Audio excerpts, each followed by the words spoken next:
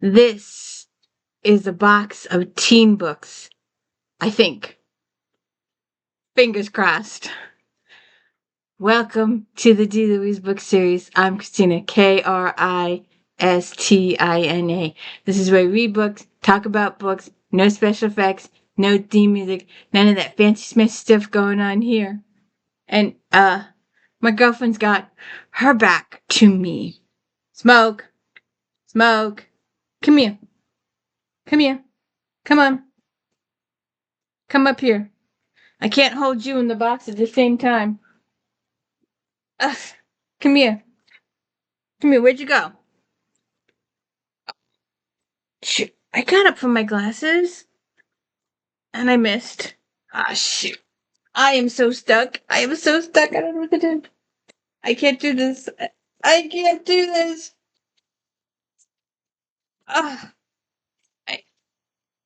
Oh. Oh, that's heavy. Come here. Come here. Come here, Smoke. Come here. Come here. I don't know what I did with my glasses.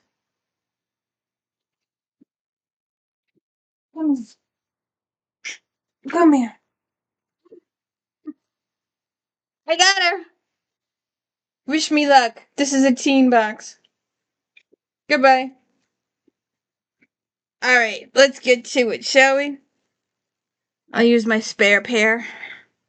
I don't know where my other glasses went. I can't find them. I had them 5 minutes ago.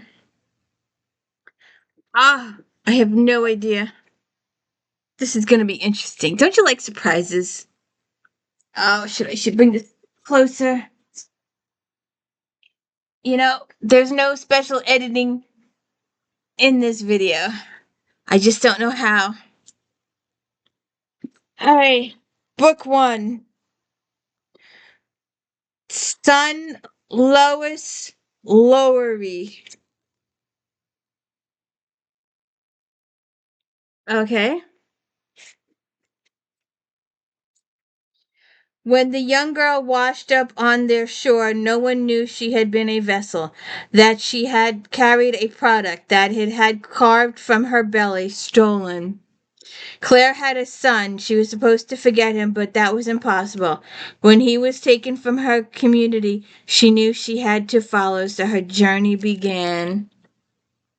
I don't know. Does that qualify as a teen book? I guess teen pregnancy, I guess. I don't know. Rosamund Hodge. Bright smoke, cold fire. Oh, wait, we didn't. Let me just check here. 2012. Okay, so Bright Smoke, Cold Fire. 2016.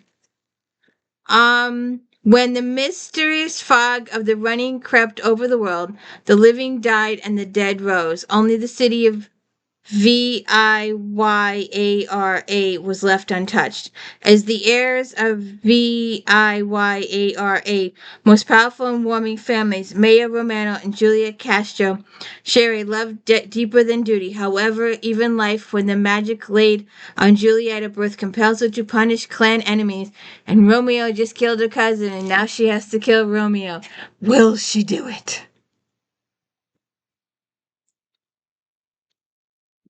Wings. APRILYNNE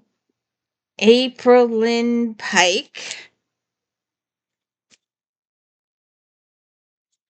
Let's see. Laura was mesmerized, staring at pale things with wide eyes. They were terrifyingly beautiful, 2 beautiful words. Laurel turned to the mirror again, her eyes on the hovering petals that floated beside her head. They looked almost like wings. Discard. These will be going to local charities. I have a church I give some to. Some of the, I lean towards more the religious ones when they show up, and then the rest go to local charities. 2009.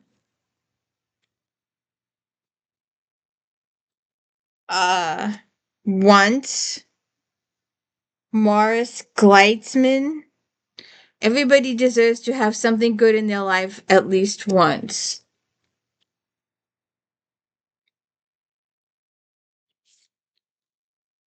Once I escaped from an orphanage to find mom and dad. Once I saved a girl, Zelda, from a burning house. Once I made a Nazi with a toothache laugh. My name is Felix. This is my story.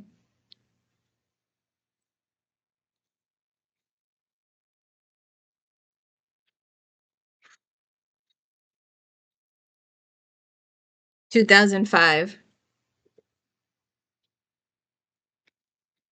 House of Salt and Sorrow. Aaron A. Craig.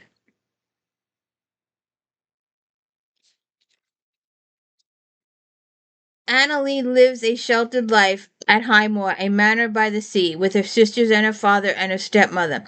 Once there were 12, but loneliness fills the halls now that 4 of the girls' lives have been cut short.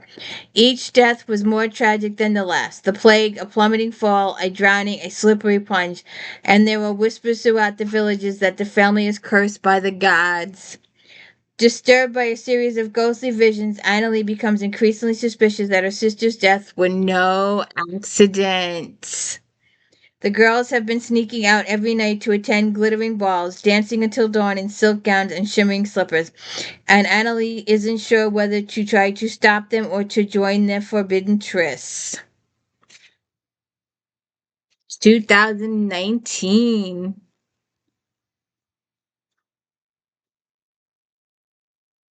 I don't know if this is teen or not.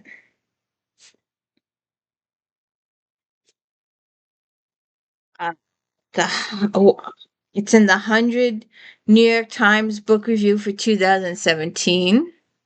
Jessica Bruder, Nomad Land, Surviving America in the 21st Century.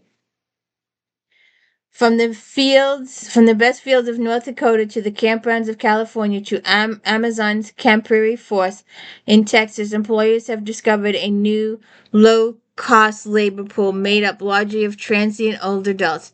These invisible casualties of the Great Recession have taken to the road by tens of thousands in RVs and modified vans, forming a community of nomads.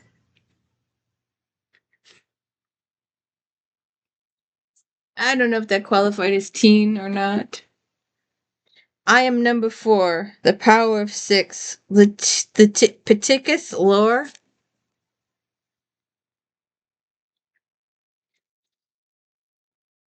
I've seen him on the news, followed the stories about what happened in Ohio. John Smith out there on the run. To the world, he's a mystery, but to me, he's one of us. 9 of us came here, but sometimes I wonder if time has changed, if we all still believe in our mission. How can I know? There are 6 of us left. We're hiding, blending in, avoiding contact with one another, but our legacies are developing and soon we'll be equipped to fight. Is John number 4? Is his appearance the sign I've been waiting for? What about number 5 and 6?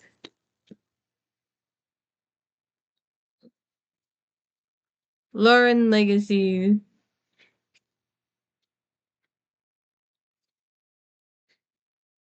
The Variant. Trust no one. Robinson Wells.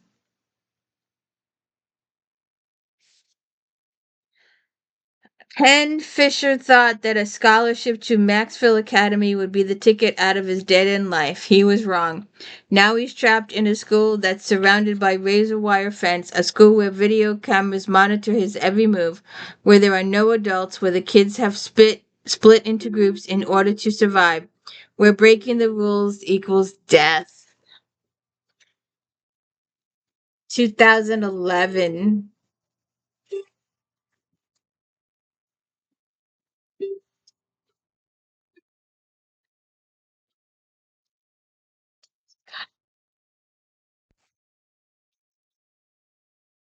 Dark Angel Trilogy. Meredith Ann Pierce.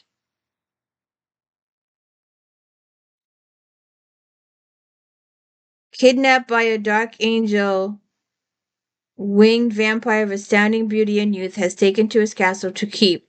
There she must serve his 13 wives, wraiths whose souls he has stolen away.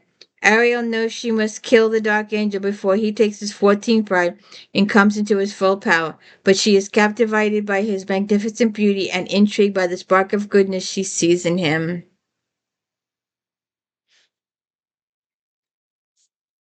The daughters break the rules. They didn't ask for fame, they were born with it. Joanna Philbin. Oh, Regis's kid. After leaking a story that the family business impetuous high school freshman Karina Jurgensen is cut off by her billionaire father, always resourceful, her fibs her way into a job at a party planner for New York's annual Silver Snowflake Ball. But when Karina finds out the party committee expects favors and freebies from her dad's A-list connections, a choice must be made. Does she get real about her downgraded status or pretend she's still one of the ultimate? 2010. Can't get it to. There we go. The Lying Game by Sarah Shepard. Pretty Little Liars.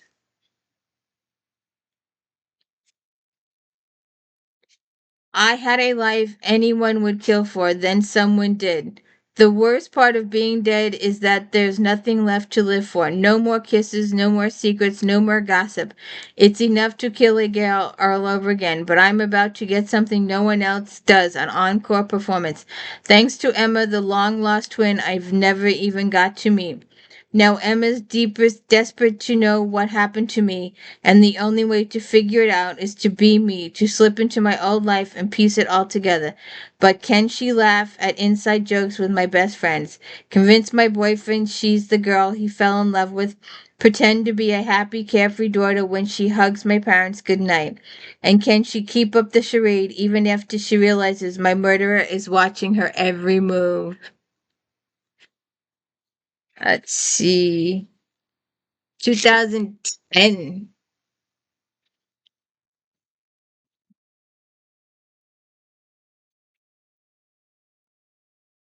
This is a big box. Oh, I've heard of this one. R.L. Stein. Destiny Weller and her twin sister Livy return from summer vacation with an overpowering thirst, the inhuman desire to drink blood. Have they turned into vampires? How will they keep their horrifying secret from their family and friends? And can they find a way to become human again? Ugh, I never did like those. The trying to heal ones. Let's see. This received all kinds of awards, National Book Award, Inside and Out, and Back Again. THANHHA. I have no idea. For all the 10 years of her life, Ha has experienced thrills of its markets, the joys of travel, her friends close by, and the beauty of her tree. Now the Vietnam War has reached her home. Ha and her family are forced to flee as Saigon falls, and they board a ship headed towards hope. This is the moving story of one girl's year of change, grief, and healing as she journeys from one country to another.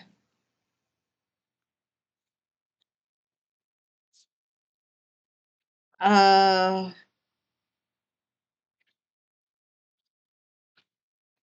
IQ, Roland Smith.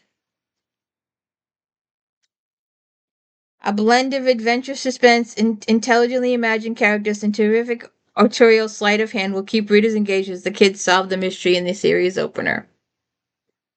Okay. Okay. Mr. Patterson. Funny TV. I did not know he wrote something like this.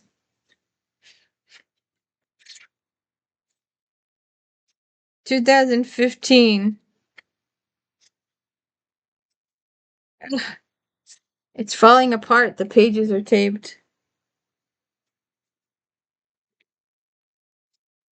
You heard that right. I'm getting my own TV show based on funny parts of my life. Sounds awesome, right? There's just one problem. My small town middle school life isn't exactly a barrel of laughs.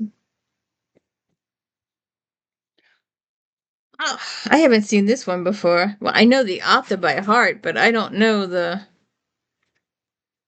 Blue Crew. Nancy and her friends think there's nothing more fun than ice cream in the summer, so when they find out that owners of the local ice cream factory are hosting a contest, the Clue Crew can't wait to enter. Contestants must come up with a brand new flavor. They can use whatever ingredients they want. Nancy is sure that her entry, Clueberry, will win.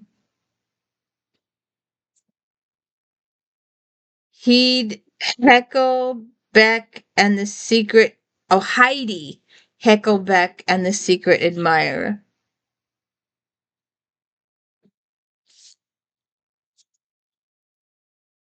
The Brewster Science Fair is approaching, and Heidi and Stanley are working on their project. But when Heidi starts finding treats in her cubby and her desk, she realizes that she has a secret admirer. Who can it be?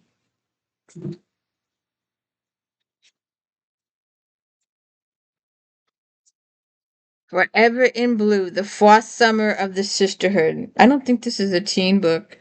It might be. I don't think so. Anne Brashears.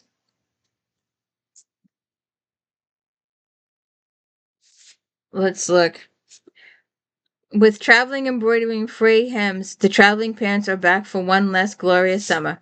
Lord Lend immerses herself in painting and an intoxicating summer fling, fearing that the moment she forgets about Costas will be the moment she sees him again. Cameron falls under the spell of a sophisticated college friend from whom ethereal role means everything and heritage of the pants means nothing. Bridget joins a dig for an ancient city on the coast of Turkey and discovers that her archaeology professor is available every which way but one. Tibby leaves behind someone she loves wrongly. He will stay where she left him. Don't think that's teen. Oh, good lord.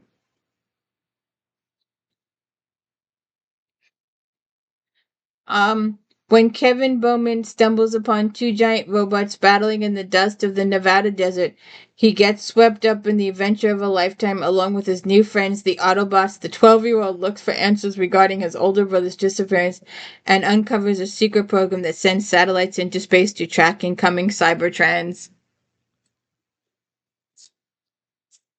Oh, good God. This has been through the ringer. Life is tough for 13-year-old Nathaniel Dunn, an independent servant in colonial Virginia. But yet, in a twist of luck, he meets Basil, a kind schoolmaster, and arrangement is struck, leading Nathaniel's labor to a Williamsburg carriage maker.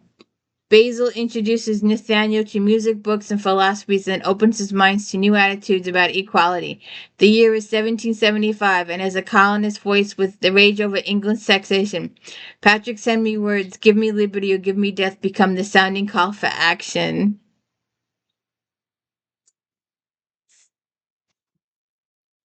Don't judge a girl by her cover. When Cammie Morgan visits her roommate Macy in Boston, she thinks she's in for an exciting end to her summer. After all, she's there to watch Macy's father accept the nomination for Vice President of the United States. But when you go to the world's best school for spies, exciting and deadly are never far apart. The girls suddenly find themselves trapped in kidnapper's plot with only their espionage skills to save them.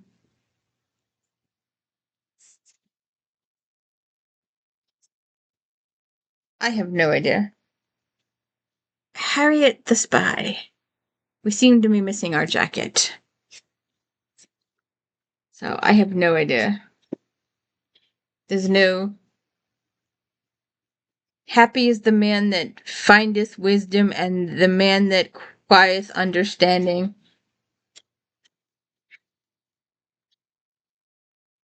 1964.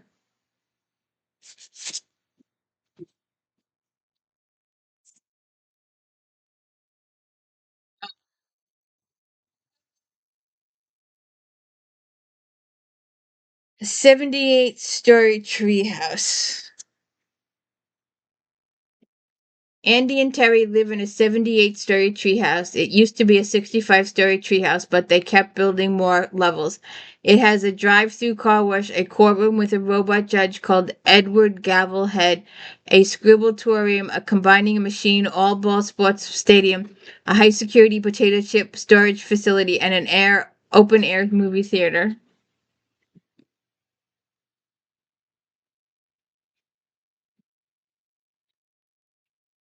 2016. The Treehouse Story.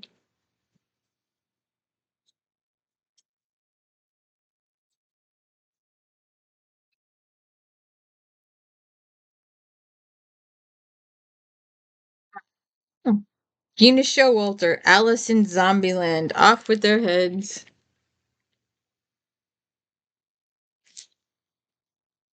She won't rest until she sent every walking corpse back to its grave forever. Had anyone told Alice Bell that her entire life would change course between one heartbeat and the next, she would have laughed. From blissful to tragic, innocent ruin, please. That's all it took. One heartbeat, a blink, a breath, a second, and everything she knew was gone. We've got a little separation here. You can't see it, the light's off, but the book is separated.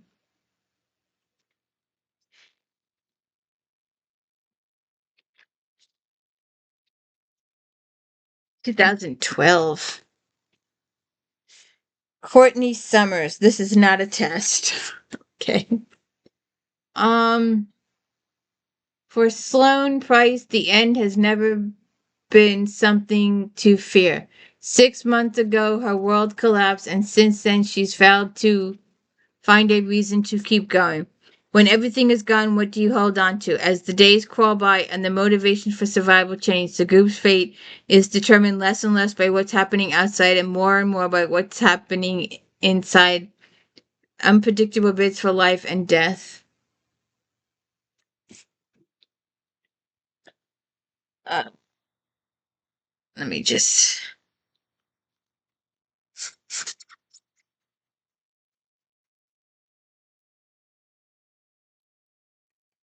That's 5th grade. Manny and Maggie. Manny and Maggie might have lived a normal life in a trolley accident hadn't made him an orphan. After living with his unhappy and untight aunt and uncle for 8 years, he decides to run, and not just run away, but run. And this is where the myth of Manny begins, as he changes the lives of radically divided small towns with amazing and legendary feats. Okay. We're down to the last. Oh, good God. I know this one. All right, let's get this one. Oh, let's see. Taste of Darkness, Maria V. Schneider. I do not think this is teen. Avery knows hardship and trouble. She fought the plague and survived. She took on a King Taran and defeated him. But now her heart-made Carrick is missing, and Avery fears he's gone forever. There's more immediate threat. The Skeleton King plots to claim the 15 realms for his own. With his enemies in disarray and the dead not staying down, Avery's healing powers are needed more than ever.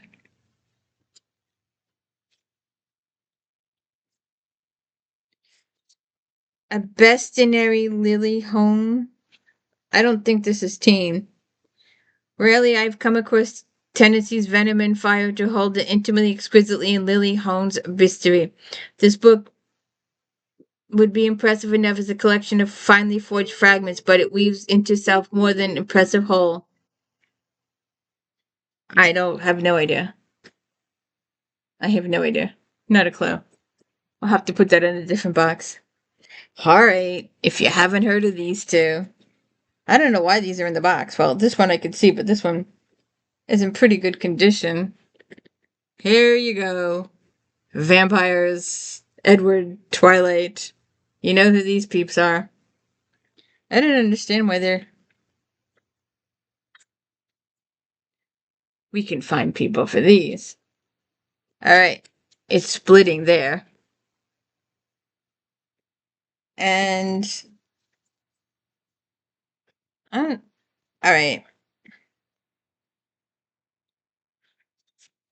It's got some crinkled pages. But otherwise, this is in good condition. So I'm sure there's somebody out here for this one. And this one. Hey, as long as all the pages are intact and there's nothing missing, you can read it. So that was the teen box. What'd you think? Were you surprised by anything? These were interesting. Please check out Star Trek Next Generation recaps on Fridays, If Then Friday afternoons, Flashback Mondays, and all of my daily book reviews. And please hit the like and subscribe. Thank you. Have a good one.